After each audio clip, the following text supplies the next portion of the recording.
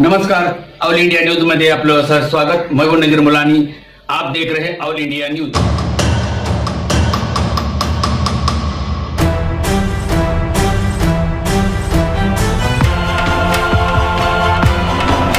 राज्यातील महायुती सरकारने निवडक व्यावसायिक अभ्यासक्रमांमध्ये प्रवेश घेतलेल्या ओबीसी, एबीसी, विमुक्त जाती आणि भटक्या जाती प्रवर्गातील विद्यार्थ्यांसाठी शिक्षण शुल्क आणि परीक्षा शुल्क प्रतिपूर्ती योजनेसाठी असलेली उत्पन्नाची अट रद्द केली आहे।